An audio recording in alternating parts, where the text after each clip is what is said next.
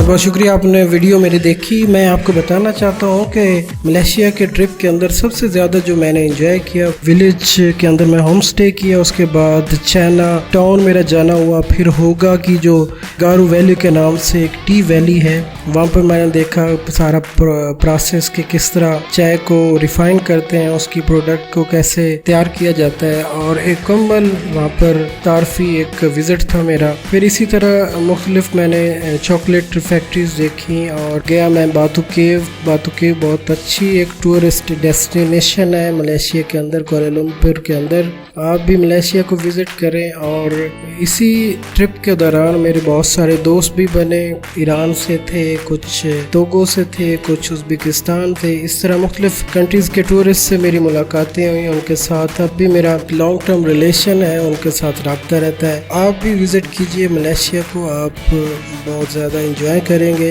Hopefully ये video आपके लिए बहुत इन्फॉर्मेटिव होगी। मजीद मालूमाती वीडियोस के लिए और मेरी हौसला अफजाई के लिए इस वीडियो को शेयर करें, लाइक करें, कमेंट करें और चैनल को सब्सक्राइब करना मत भूलिएगा, ताकि नित नई वीडियोस आपके लिए मैं लाता रहूं और आपको मुख्तलिफ ममालिक की सैर भी करवाता रहूं। तो वीडियो देखने का बहुत बहुत शुक्रिया। स्टे ट्यून विद मी, बाकी ट्रैवलर इज हियर।